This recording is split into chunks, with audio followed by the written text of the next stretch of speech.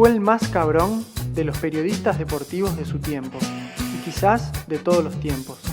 Fue un previsor, fue un profeta. Así lo describe Fernando Coaglia en una nota publicada en La Voz de San Justo recientemente, el 5 de noviembre, a Dante Panzeri, quien ese día hubiera cumplido 98 años. Es el elogio de un maestro al gran maestro. Hoy, en esta edición de Leyendas de Biblioteca de Babel, trazamos el retrato de Dante Panzeri por Fernando Coaglia. Estamos con Fernando Coaglia, periodista, maestro del oficio y sobre todo un apasionado del deporte. Así es. Fernando, ¿dónde estamos? En las rotativas de las Voz de San Justo. Aquí se imprime el diario. Mucha historia en este espacio y sobre todo vinculada al personaje que nos compete en este capítulo, que es Dante Panzeri, que arrancó su diatriba acá mismo. Dante Panzeri, uno de los más importantes periodistas deportivos de la historia de este país, si no el más importante, o por lo menos seguramente el más polémico. Comenzó a hacer periodismo cuando era muy joven, allá por la década del 30, aquí en La Voz de San Justo. Leíamos algunas notas de deporte de aquellos años, encontrábamos su sello y veíamos que ya, siendo joven, quinceañero, veinteañero, ya tenía el sello característico que lo marcó toda su vida.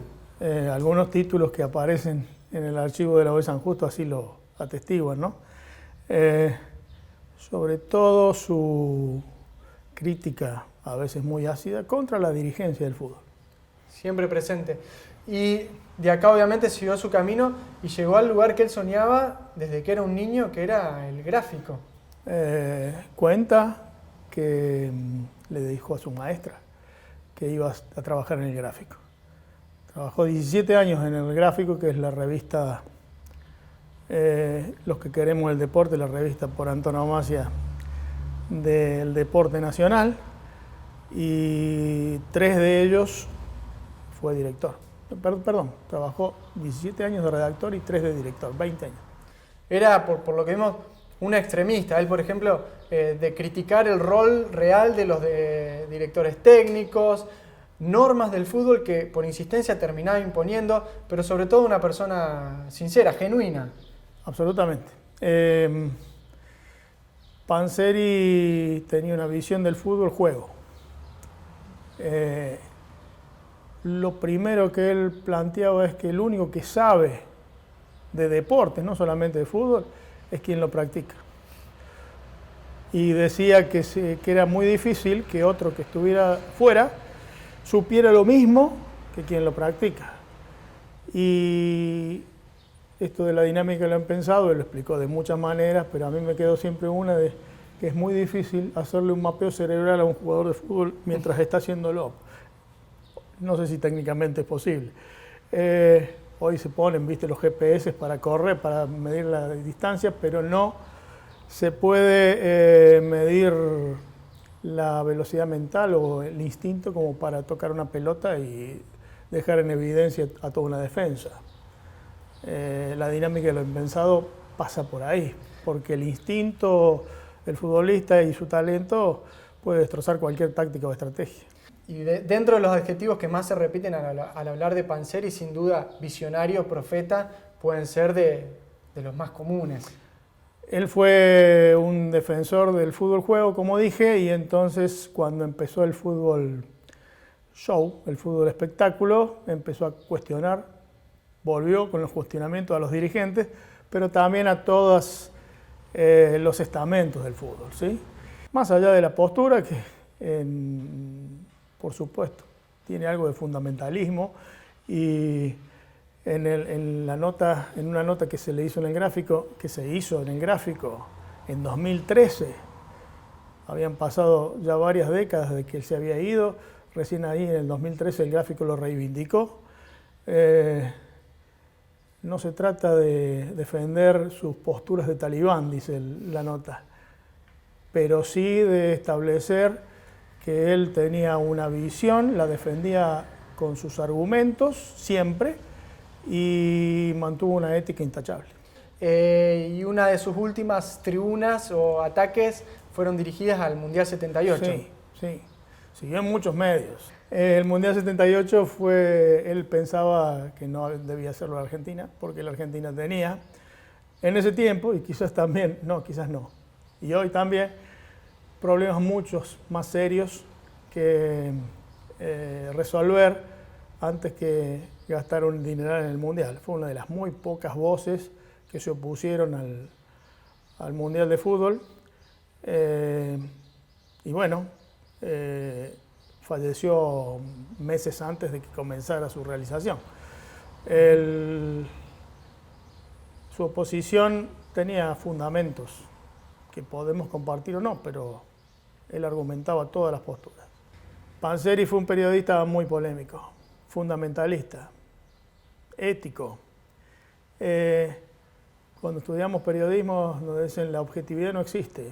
Panzeri es un ejemplo clarísimo de que no existe objetividad, pero tampoco para Panzeri es buena la neutralidad.